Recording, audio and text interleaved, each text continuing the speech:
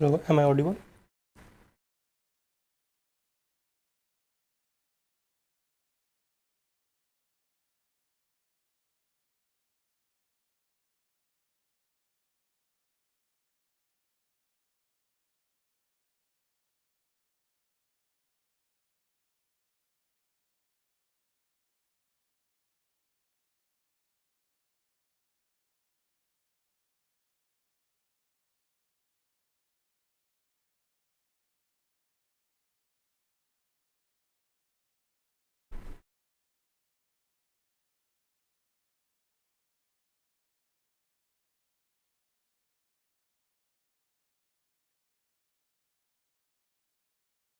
देवी sir थोड़ा आइए तो।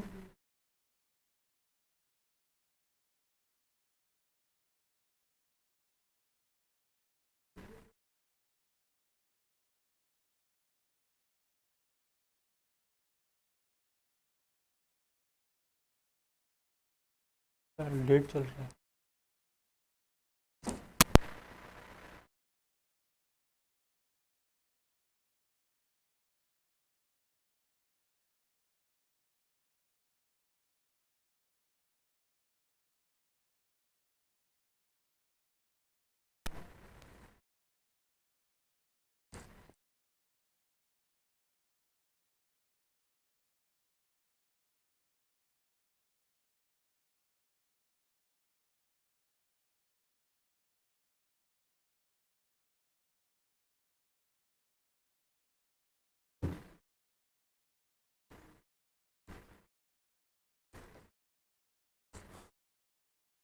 Hello everyone. Hello everyone. Welcome to IFS. So our topic will be today evaluation of management. So we are going to conduct a live series sessions for UGC NET management, जो कि हमारा एक exclusive course start होगा।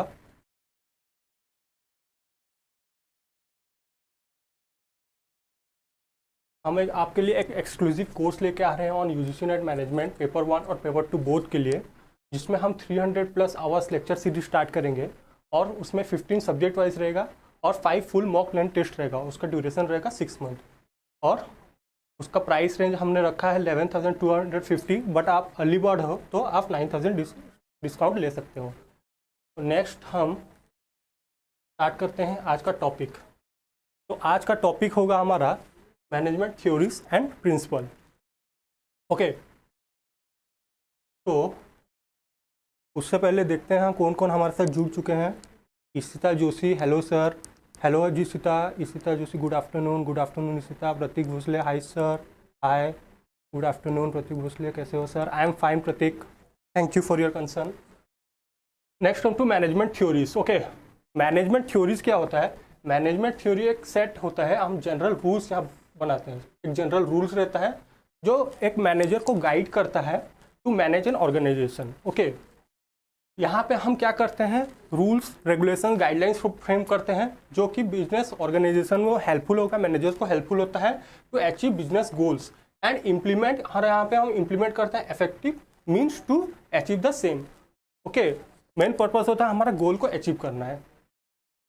Next slide. तो next come introduction to of management. सबसे पहले हमको जानना पड़ेगा मैनेजमेंट क्या होता है। ओके, तो मैनेजमेंट बेसिकली प्रोवाइड करता है एक लीडरशिप प्रोवाइड करता है टू ए बिजनेस एंटरप्राइजेस। मतलब हम मैनेजमेंट थ्योरी से पढ़ के हम एक मैनेजर को बिल्डअप कर सकते हैं, एक लीडर बिल्ड कर सकते हैं, एक सीईओ बना सकते हैं जो कि हमारे मैनेजमेंट प्रोसेस में हेल्पफुल करेगा एंटरप्राइजेस में।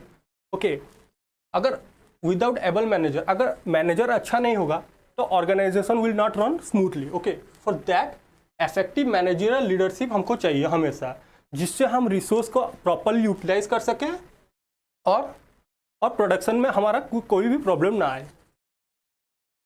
नेक्स्ट जाएंगे अगर, हाँ, नेक्स्ट आता है हमारा evaluation of management. Management evolve कैसे हुआ था? ओके, इवॉल्व फर्स्ट आया था हमारा classical management school. Classical management school में हम पढ़ते हैं scientific, administrative and bureaucratic. Okay, तो हम इसको याद कैसे कर सकते हैं? SAB, सब टीवी से हम इसको याद रख सकते हैं। एक छोटा सा निमोनिक्स है, क्लासिकल मैनेजमेंट स्कूल अगर आता है तो हम उसको सब टीवी से याद रख सकते हैं, scientific, administrative and bureaucratic. Okay, next आता है हमारा न्यू क्लासिकल। न्यू क्लासिकल में हम ह्यूमन रिलेशनशिप एक्सपर्ट और बिहेवियरल एक्सपर्ट को स्टडी करते हैं। यहाँ पे मेन कंट्रीब्यूटर थे यहाँ पे एल्टन मायो, जिनको हम फादर ऑफ मॉडर्न मैनेजमेंट भी बोलते हैं। और यहाँ पे हम बिहेवियरल एक्सपर्ट को स्टडी करते हैं, employees how they are behaving within an organisation, वो हम स्टडी करते हैं न्यू क्लासिकल मैनेजमेंट में। फिर अगर हम देखते हैं मॉडर्न मैनेजमेंट स्कूल में, तो उसमें आता है सिस्टम, कॉन्टीजेंसी, ऑर्गेनाइजेशन और मैनेजमेंट साइंस। सिस्टम में हम पढ़ते हैं क्लोज लूप सिस्टम और ओपन लूप सिस्टम के ऊपर भी पढ़ते हैं। और कॉन्टीजेंसी में हम, ये कॉन्टीजेंसी हमेशा सिचुएशन बेस्ड होता है, हम सिचुएशन को कैसे यूज करके एक मतलब डिफरेंट सिचुएशंस आता है तो उसको हम यूज़ करते हैं एक ऑर्गेनाइजेशन में। और ऑर्गेनाइजेशन ह्यूमनिज्म में यहाँ पे हम ह्यूमनिस्टिक अप्रोच के ऊपर स्टडी करते हैं। और मैनेजमेंट साइंस में क्या होता है, हम यहाँ पे मैथमेटिकल टूल्स यूज़ करते हैं, जिससे हमारा यहाँ पे साइंस यूज़ करते हैं, मतलब मीन्स मैथमेटिकल इक्वेशंस यूज़ करते हैं। और यहाँ पे आता है नेक्स्ट हम चलते हैं, तो कौन कौन इसके को फाउंडर थे, कौन कौन इसको कंट्रीब्यूट किए थे जनरल मैनेजमेंट थ्योरीज में। तो मेन आते हैं हमारे थ्योरी ऑफ साइंटिफिक मैनेजमेंट में एफ.डब्ल्यू. टेलर को हम फादर ऑफ साइंटिफिक मैनेजमेंट भी बोलते हैं, जो इसमें मेन कंट्रीब्यूटर थे। फिर आता है हमारा हेनरी फेयल आते हैं, जिनको हम father of administrative management theory भी बोलते हैं। ओके, और नेक्स्ट आता है हमारा ब्यूरोक्रेटिक थ्योरी ऑफ मैनेजमेंट, जिसको मैक्स वेबर ने दिया था, मैक्स वेबर। और फिर नेक्स्ट आता है Elton Mayo, behavioural theory of management, वो हॉथरन एक्सपेरिमेंट भी किए थे। ओके,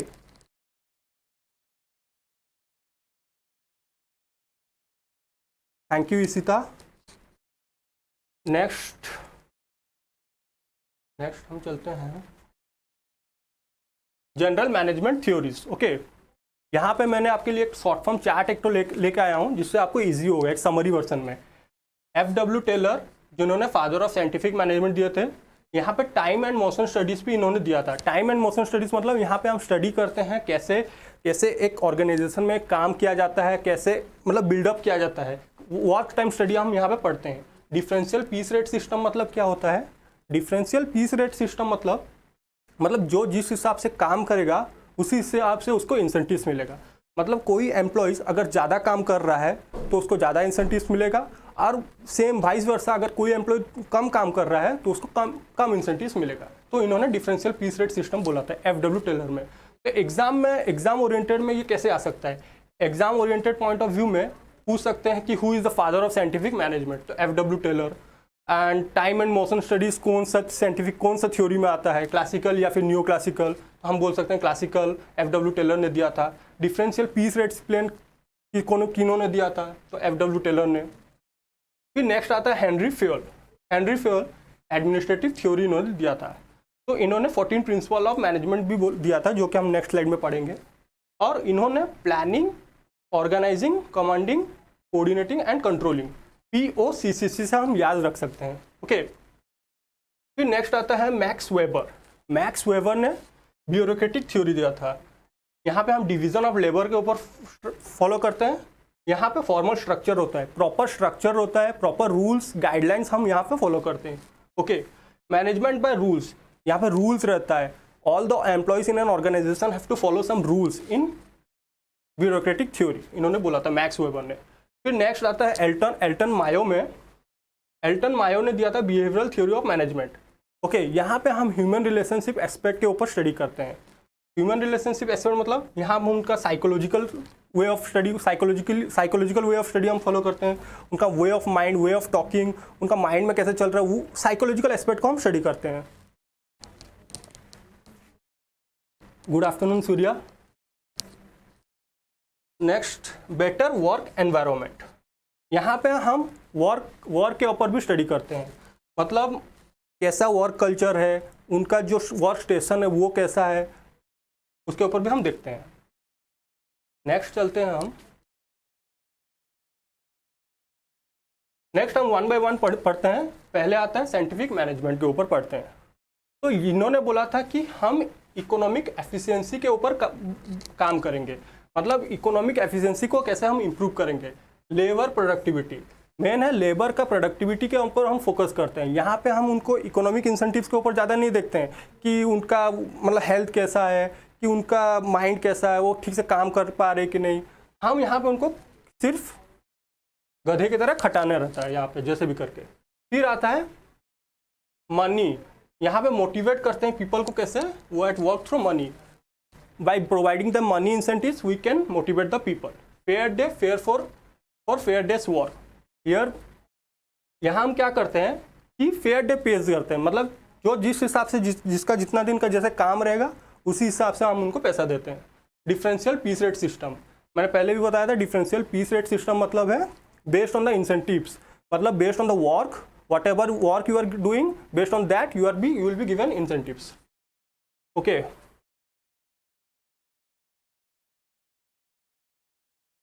नेक्स्ट आ गया प्रिंसिपल्स ऑफ साइंटिफिक मैनेजमेंट। इसके कुछ प्रिंसिपल्स भी थे, तो हमने जैसे टाइम एंड मोशन स्टडीज के ऊपर पढ़ा था। Study the way jobs are performed and find a new way to do them.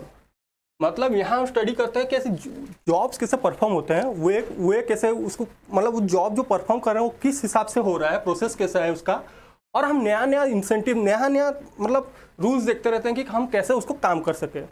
Okay, teach train, यहाँ आगे teach train and develop the workman with improve method of doing work. मतलब यहाँ हम method को इम्प्रूव करते रहते हैं कि कैसे कैसे टीच करेंगे, ट्रेनिंग प्रोवाइड करेंगे कि उनका कैसे काम अच्छा से हो सके एक ऑर्गेनाइजेशन में।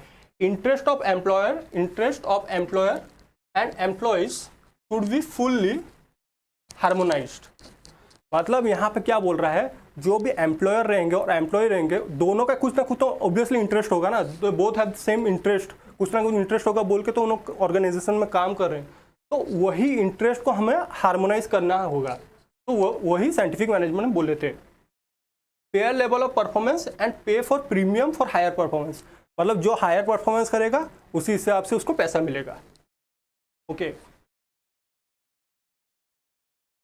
फिर आते हैं हेनरी फेयल।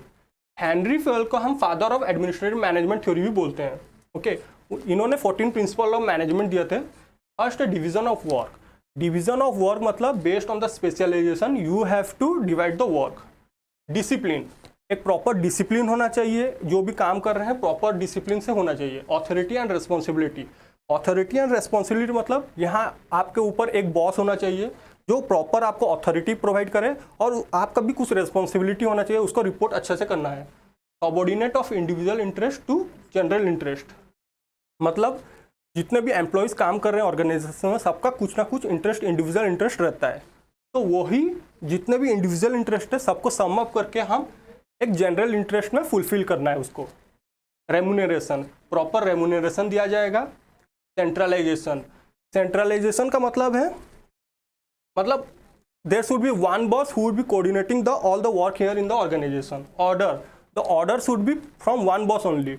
ये नहीं कि बहुत सारे बॉसेस हैं और आपको ऑर्डर कर रहे हैं। ओके, इक्विटी, यहाँ पे सबको इक्वल ट्रीटमेंट प्रोवाइड किया जाएगा। इनिशिएटिव्स, इनिशिएटिव्स अच्छा दो, इंसेंटिव्स अच्छा दो तो अच्छा काम होगा। स्पिरिट द कॉप्स, मतलब यूनिटी, जो भी काम ऑर्गेनाइजेशन में हो रहा है सब अच्छा प्रॉपर यूनिटी में होना चाहिए। Stability of tenure, stability of tenure का मतलब है जो भी काम कर रहे हैं ऑर्गेनाइजेशन उनका कुछ प्रॉपर टेन्योर होना चाहिए। ऐसे नहीं कि आपको हायर किया गया है 3 साल के लिए बट आपको 1 साल में ही निकाल दे रहे हैं, तो ये नहीं होगा।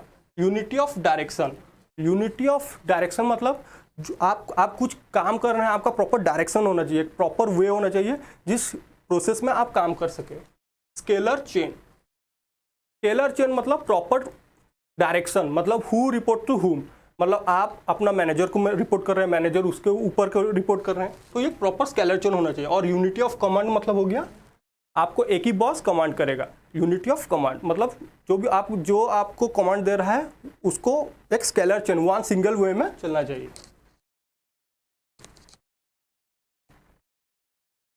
फिर नेक्स्ट आता है bureaucratic theory of management. Bureaucratic theory of management किसने दिया था?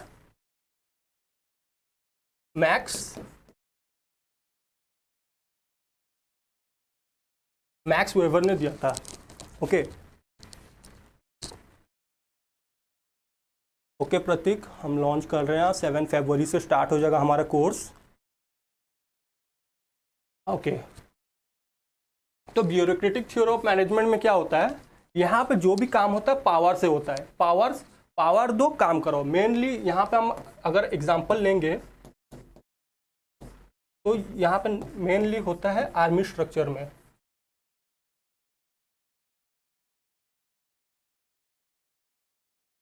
इसका मेन कहाँ देखा जाता है, आर्मी स्ट्रक्चर में देखा जाता है।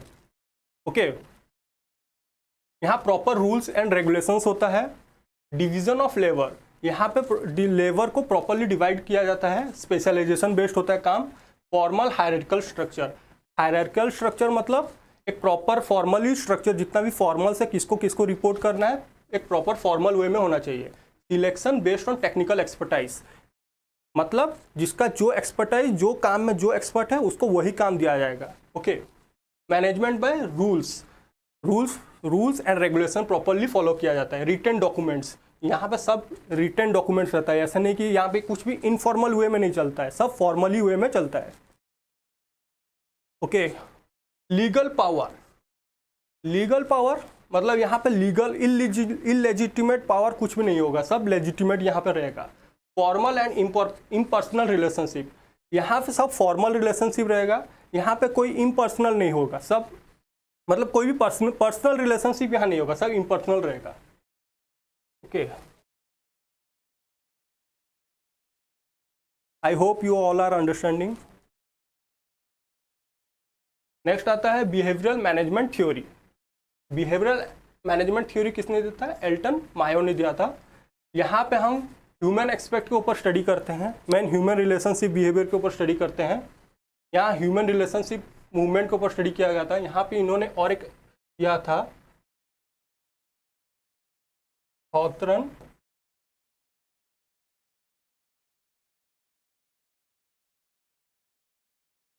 इन्होंने यहाँ पे हॉथरन एक्सपेरिमेंट के ऊपर भी बात किए थे। ओके, और इन्होंने यहाँ पे इल्यूमिनेशन एक्सपेरिमेंट के ऊपर भी बात किए थे।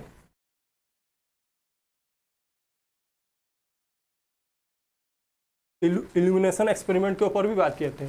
और यहाँ पे अंडरस्टैंडिंग ह्यूमन बिहेवियर, यहाँ पे ह्यूमन बिहेवियर को ज़्यादा फोकस किया जाता है, इम्प्रूव प्रोडक्टिविटी। जैसे ना बाकी क्लासिकल ने क्या बोले थे, क्लासिकल को बाकी उनको जैसे भी गधा की तरह खटाना है और प्रोडक्टिविटी इंक्रीज करना है, बट इन्होंने बोला कि नहीं, हमें उनका ह्यूमन बिहेवियर, उनका बिहेवियर एक्सपेक्ट को भी स्टडी करना पड़ेगा। Okay, focused on behavioural aspect like motivation and conflicts. Okay, यहाँ हमको मोटिवेट करना पड़ेगा। और यहाँ हम ग्रुप डायनामिक्स के ऊपर भी स्टडी करते हैं। ग्रुप डायनामिक्स, ग्रुप्स में वो कैसे स्टडी करते हैं, उनका ग्रुप रोल्स, ओके, उनका एक्सपेक्टेशंस क्या है, मेन हमको देखना पड़ेगा कि एम्प्लॉयज़ में उनका एक्सपेक्टेशंस क्या है। बेस्ड ऑन दैट वो अपना परफॉर्मेंस प्रोवाइड करेंगे।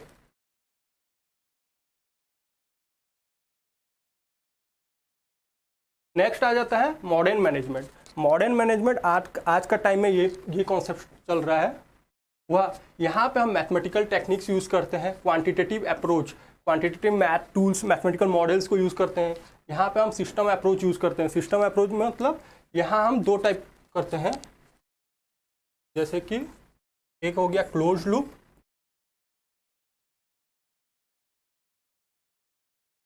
और दूसरा हो गया ओपन लूप। एक क्लोज लूप सिस्टम फॉलो करना है और एक ओपन लूप सिस्टम फॉलो करते हैं। क्लोज लूप हो गया मतलब इनको आउटसाइड के साथ कोई भी लेन देन नहीं रहता, मतलब इनसाइड, मतलब एक ऑर्गेनाइजेशन अंदर ही अंदर सब काम करता है, इनको बाहर के साथ कोई लेन देन नहीं रहता है। और ओपन लूप में दे आर, मतलब ये बाहर के साथ भी आराम से घुल मिल सकते, काम कर सकते हैं। और उसके बाद आ गया कंसिस्टेंसी अप्रोच। कंसिस्टेंसी मतलब ये सिचुएशन बेस्ड भी देखते हैं और इनका प्रॉपर जो भी काम होता है प्रॉपर कांस्टेंट रहता है, कंसिस्टेंसी ये में चलता है। ओके,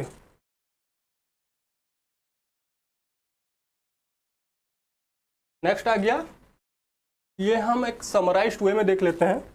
ओके, नेक्स्ट आ गया क्लासिकल अप्रोच। क्लासिकल अप्रोच में हमने यहाँ पढ़ा था स्ट्रक्चर ऑफ द फॉर्म। यहाँ पे मेन फॉर्मल स्ट्रक्चर के ऊपर काम किया जाता है। क्लासिकल में हमने पढ़ा था। जैसे बिहेवियरल में क्या आ जाता है, बिहेवियरल में आ गया पीपल। मेन यहाँ पे कीवर्ड है पीपल। बिहेवियरल जब भी आएगा आपको फोकस करना पड़ेगा पीपल और पीपल से उनको प्रोडक्टिविटी करना पड़ेगा। मैनेजमेंट साइंस हमने जैसे पढ़ा था, यहाँ पे हम मैथ का यूज़ करते हैं, मैथ्स कंप्यूटर का यूज़ करके यहाँ पे हम प्रॉब्लम सॉल्व करते हैं और डिसीजन मेकिंग में यूज़ करते हैं। ओके, मैनेजमेंट साइंस में। सिस्टम थ्योरी में क्या आ गया, सिस्टम थ्योरी में हम ऑर्गेनाइजेशन को एज अ होल लेते हैं, as a whole, and the interrelationship of its department, और जितने भी उनके डिपार्टमेंट है सबको इंटर रिलेटेड करते हैं एज अ होल। ओके, और rather than on individual parts, मतलब यहाँ पे इंडिविजुअल किसी को नहीं देखते हैं, हम ऑर्गेनाइजेशन को एज ए होल स्टडी करते हैं और उनको इंटरकनेक्टेड करते हैं as a department of all the department. Socio technical theory में हम क्या करते हैं, यहाँ पे हम इंटीग्रेशन ऑफ पीपल करते हैं एंड टेक्नोलॉजी, मतलब पीपल को तो यूज़ करेंगे, उसके साथ हम टेक्नोलॉजी को भी यूज़ करेंगे, और पीपल जितने भी एम्प्लॉयज़ हैं हमारे ऑर्गेनाइजेशन में और टेक्नोलॉजी को कॉम्बो करके उनको सोशियो टेक्निकल थ्योरी में बढ़ते हैं हम उनको। और कॉन्टीजेंसी थ्योरी में इसका मेन कीवर्ड है सिचुएशन, इसका मेन कीवर्ड है ये वाला situation.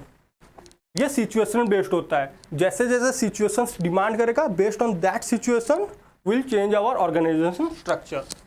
Okay,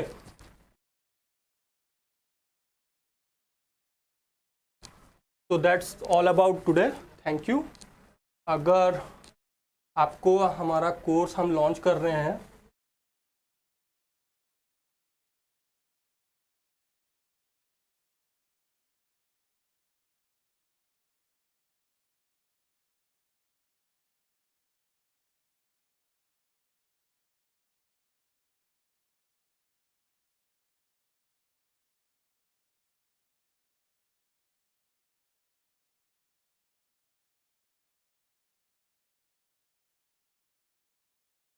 this is the course we are going to launch from 7th of February, and the duration will be of 6 months, and if you want then you can evaluate at 9,000 by getting 20% discount.